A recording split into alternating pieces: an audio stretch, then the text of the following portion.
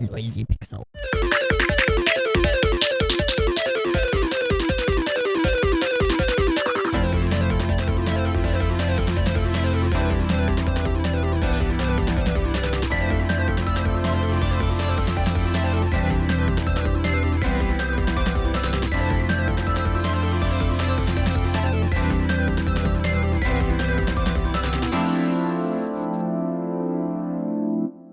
What's up, nerds? Welcome to another episode of the Noisy Pixel podcast for the week of June 27th. We're on episode 67, so we're almost there to that special episode 69. We're almost there. We're working hard for it. We're hyping it up a little much, don't you think? I know. I feel like it's a little too much. Why? It's gonna be like just be like, haha, dick joke, and then that's it. It's just gonna be done. We're just addicted to it. I don't know. It's just we'll need to plan something. We'll need to do something now because the hype is real. We'll workshop it. But anyways, for those of you joining us for the first time, Noisy Pixel Podcast is just a show where we talk about games, but mostly talk about ourselves and not really games. I'm your host, Brian Lee, and today I'm joined by Azario Lopez. Hello. And Mark DiMattei. What is going on? So it's really hot, and I want to get this podcast done fairly quickly. So we're just gonna knock it out. Just gonna knock it out. So let's dive into it. Azario, before this podcast started, he said he wanted to talk about The Last of Us 2. So let's dig right into the meat of it. What are your thoughts on Last of Us 2? I know you reviewed it, and people are kind of hating on you for it. So we're not going to get into any spoilers of the game. I'm not going to tell you anything that's happened, even though most people, I guess, have read the leaked story segments. And I think that does the entire game a disservice because you're not supposed to read it. Games aren't supposed to be read like that. It's not a visual novel, you know? Right, because then you have your expectations before even playing the game, and that kind of taints your own experience, especially for these like story-driven games. I feel like look at speedruns, and I used to do when I haven't beat a game, I would just watch a speedrun of it, and I'd SDQ or whatever those speedrun games. HDQ, yeah.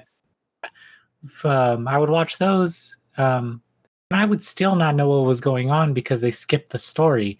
So if you remove the gameplay or the story, you're gonna miss huge things if one or the other is missing. So reading a story that's supposed to have gameplay segments in between, I don't think it gives it the right atmosphere. It doesn't set up the tone correctly. Regardless, I thought the game was very well developed. It had amazing work put into the environments, into the characters. It's gorgeous. I've never seen a better looking PS4 game, to be honest with you. Remember Final Fantasy VII Remake? And everyone's like, oh, this game looks really beautiful, and look at all the character designs and stuff. But then you take a closer look and you can tell they use JPEG backgrounds to make the sections load quicker. I don't know if you've played this game. You played Final Fantasy VII Remake? I played a little bit of Final Fantasy VII Remake. So they use JPEG background imagery, so that's why it's kind of pixelated. It's to make the game load faster, essentially. And especially if you're reusing a lot of different assets, it just makes everything render quicker. But it doesn't seem like The Last of Us does this to where everything feels like it's been handcrafted. Now you can tell that they've copied and pasted bookshelves and stuff, but the layout and everything, the way things are positioned, it's all been touched by somebody. Somebody put something there and then changed it around slightly to make every little set piece tell a story. So you go into a room and you're you can kind of tell the haste that someone went through to get out of there. The clothes on the ground or the open luggage somewhere. You can tell something happened. I really liked this about this game. The things that where it falls apart is in the second act. Third act kind of brings it up, brings up the pacing at least, and then it ends. And I think it's a great ending. Didn't like the gameplay does drag on a little bit, but I'm not sure that people are criticizing this game for the right reasons. Where Yeah. they're treating it like it's a political statement, and whether that is or whether that isn't, um, people deserve different types of games. You know, Mm-hmm. you can't just like, what if all visual novels were Yuri romance? I mean, I wouldn't complain, but but then someone makes a non-Yuri romance game and everyone says, "What the fuck? Like, who are you to like think outside the box?" You know? Basically, what I got from that synopsis was that you thought, I feel like the pacing was off in the game. I didn't play the game yet. Obviously, I can't because I do not have, not obviously, people do not know my items in my house, but not have the tools needed to play this game. But it sounds like the pacing was off. Like sometimes you wanted more gameplay, and then sometimes you like there was not enough gameplay. Can you elaborate on that? Is that right or wrong? I mean, how many times can you stab a person in the back of the neck before it gets a little old? You know, how many times? Right. Like, you know what? Also, you know, in Metal Gear, when you knock on the wall and someone comes, I really wish you were able to knock on the wall in this game, just so people walked over to you and then you like surprise. You know, it would have sped Yeah. up so much, but they require you to throw a bottle or something. Um, the problem is with the first act, you have like these really nice beats, everything, new enemies, new traversal mechanics, new gameplay mechanics, and the second act comes and you kind of regress to the first game where you're creating shivs again and your no new enemies pop up, no new gameplay elements emerge. Mm-hmm. It's as if they took this second act that was supposed to be the first act and made it the second act, and then didn't fix anything. It feels very off when you're playing it because you revert back to old gameplay mechanics that the first act doesn't use, and it's just a weird choice. The story is super messy in certain Yeah. areas. Um, but it's not messy for what people say, like, okay, spoiler, I guess, real quick, there's a trans character, and that's what people are saying that this trans character is shoehorned into the game, and I can tell Mm-hmm. you it flows super nicely, and it's not even Yeah. a prominent story set piece. It's just there, you know it's there, and we move on. You It was know? kind of there like it kind of was established in the first game, though, wasn't it? Well, this is a new character. Ellie is a lesbian, and that was established in the first game. And in this one, it's pretty interesting because she's still coming to terms with her sexuality, and you're kind of on that path with her, but she knows, and everyone else kind of figures out. The it's the they do a lot of flashbacks, and that's where it gets messy. You can't have so many flashbacks, and sometimes there's flashbacks within flashbacks, and it's just don't do that. Don't do that, game developers. It does come together, you know, and there's no doubt that this game is a masterpiece in its design and in its world development. The developers did an amazing job. The voice actors, amazing job.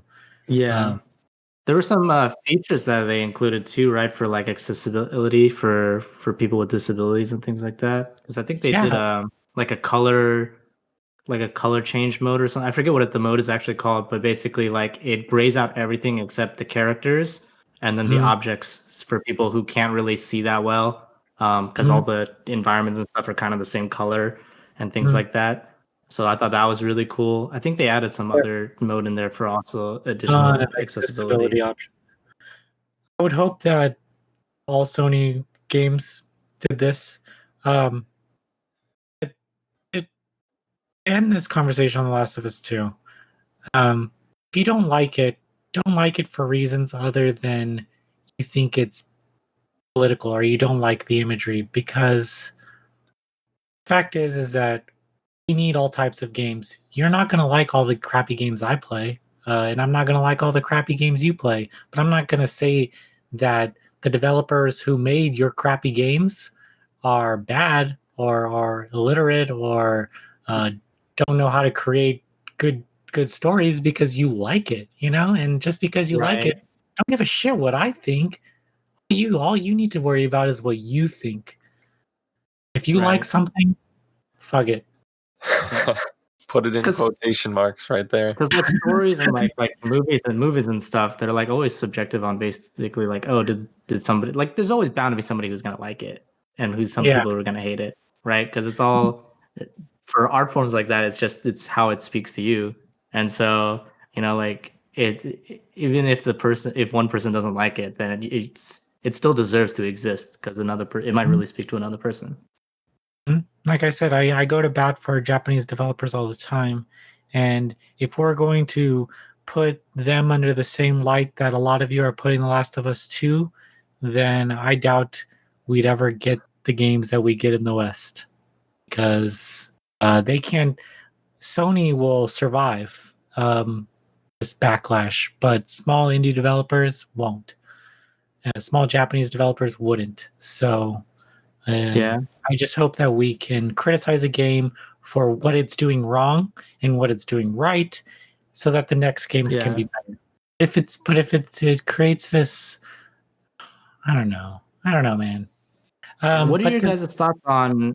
Sorry, I was gonna say, what are you guys' thoughts in the fact like people were talking about just how many man hours had to go into this project, like people working crazy hours and stuff just to get this project done?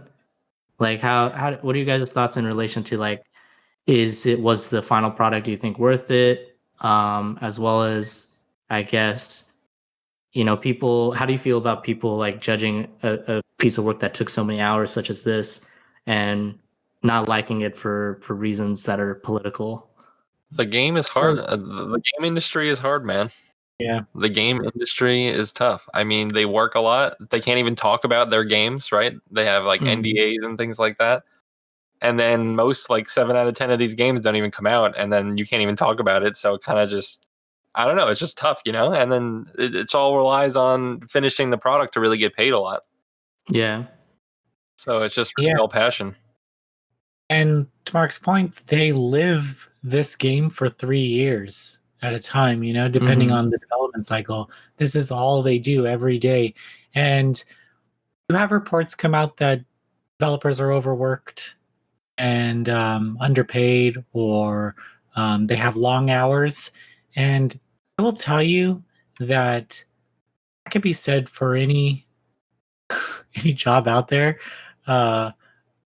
I've worked retail. And you're always going to have irate employees. There's always going to be someone pissed off about the conditions that they work in, and something's not being changed in any industry. With this industry, it sucks that people feel like they are not being compensated for their creations, or they're being rushed during a crunch period. I know people have their own ideas on crunch, but I think it's something that you sign up for too. If you're in construction and you do a contract for a job that's supposed to take 3 months, and you're in your last month, but you're nowhere near complete, you're going to work 10 to 12 hour days then, but nobody bitches about it. You just do it because that's what the contract says that you're going to do. It sucks. It is not fun at all, but it's a part of the job description in the end. And again, you're going to have irate employees in any industry. And I think that when it comes to a game like The Last of Us and the product that came from those long hours, I would tell the developers that it was worth it. That the time they put into it was worth it because they created something that I've never personally experienced in a video game before, just looking at the environments and stuff. Yeah. So I thank them for their hard work, and if they felt that they weren't being compensated, and that's something that they need to bring up with Sony, their publisher. because that's ultimately what it comes down to. But if it's a contract thing, what are you gonna say? Like Yeah. it sucks. It's work. I don't know. Like Yeah. in the end, like I was thinking more along the lines of like, oh, like people they spent so much time on this game, they release it, and then someone writes it. I was like, this game, they like review bomb the game for something arbitrary. Like, I can't believe this person, Bob, you did this to this character, and like stuff like that. because they're mostly attacking Neil Druckmann at this point, and he's the Mhm. loudest of them all, the director of the game. Um, and that's the tough thing is that they seem to be attacking him directly, but then you have like this 1,000-person team in the crossfire, Yeah. who's just reaping those, who's probably not as thick-skinned as Neil Druckmann is. Mm-hmm. Just it sucks. Like I said, you put 3 years of your life into this game, and then all these people are telling Yeah. you that they don't like your product without even playing it, without even touching it. Mm-hmm. Mm-hmm. It's terrible. Yeah. What I want to ask you, what I want to ask you guys is, how would you feel about reverting back to the 8 to 10 hour games from AAA developers? An argument came up where $60 games or AAA games should be 8 to 10 hours, and then that would limit the crunch and give you more compact size experiences and stories. So, how do you feel about that, Brian?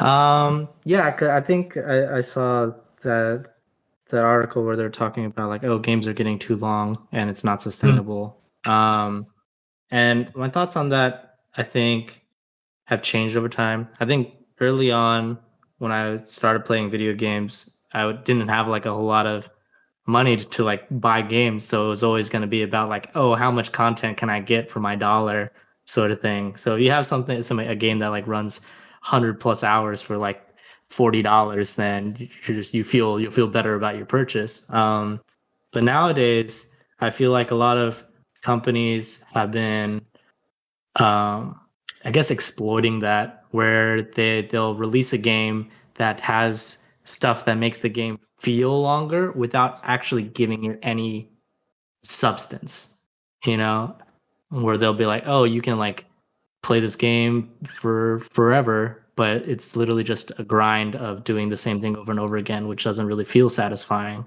but only just for like, it's like a marketing tactic to make you feel like your purchase was worth it. Nowadays, especially for story driven games, I feel like it would be more beneficial to shorten the amount of time um, that the game takes to finish. Not only does that allow people to play and experience more games, I think it also allows developers to really focus on polishing that 6 to 8 hour period of the gameplay to make it as impactful as it can be. Like, you don't really want to sit and watch a film for like 6 hours of it not doing anything. Like, if you can fit a lot of content in, like, say, like, for movies they can fit in like a 2 hour frame. I think we can take that same approach with story driven video games, to make them more impactful, to where it will be worth your money just because of the experience that it gives you. Mark, would you like more bite-sized AAA experiences? I think there shouldn't be an expectation on length of a game because you can have, I feel like, a 3 hour game in a sense, and it'd be amazing because it just is so like enriching when you play it. Though, like, there's so much going on Yeah. that so like a 3 hour game could feel so amazing because they have everything, all the details are just so finely tuned, and the environments are just like high detailed, or they are super depth, and like there shouldn't be an expectation on length of game if it's gonna hinder the actual gameplay itself. Mhm. I think we should just always focus on gameplay. I don't think there's ever going to be a better situation to focus on anything else other than gameplay. Like, we have such good graphics nowadays that you can probably lower the graphics situation a little bit and then put all your time and energy into making a better game in general. So maybe not 3-hour game, but you know what I mean? Like, do we really need a number of how long a game should be? Yeah. Exactly. It should just be as long as it needs to get the point across, basically. People like to say it's $1 for an hour of gameplay, and I think that is ridiculous. Let me tell you guys. You spend $30 on a dinner, and that takes you 30 minutes to eat? Like you say that a lot. you take your girlfriends out to dinner, and just our boyfriends. I don't care. Not saying anybody can buy or yourself. Or if you're gonna do a bang bang and go to Carl's Jr. and then Taco Bell right after. What?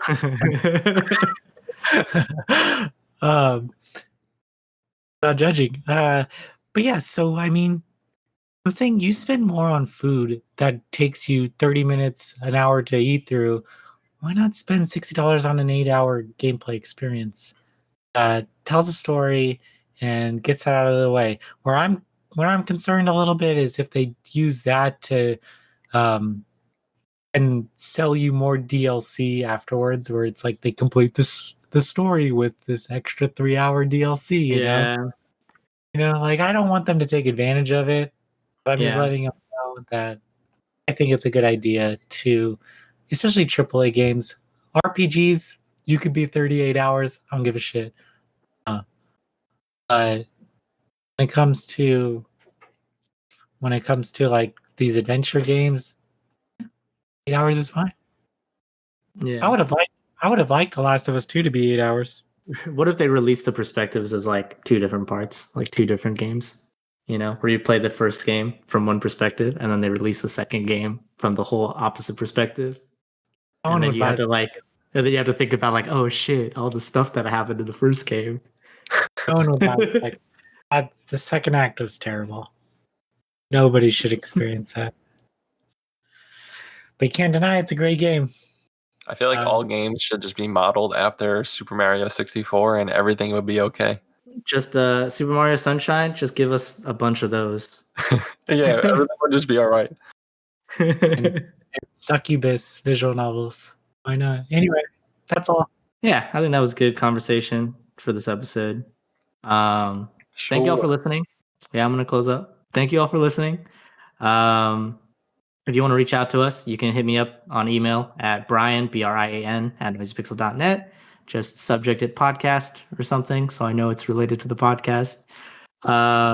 And for more gaming content, that including the Last of Us 2 review that Azario did, but also other games, in case you don't care about Last of Us 2 at all, you can find on noisypixel.net. And all of our social information is on there as well for our YouTube, Twitter, all that stuff. Check that out. Support us if you like our content. And we'll see you next week. Bye. Out, nerds. Bye, nerds.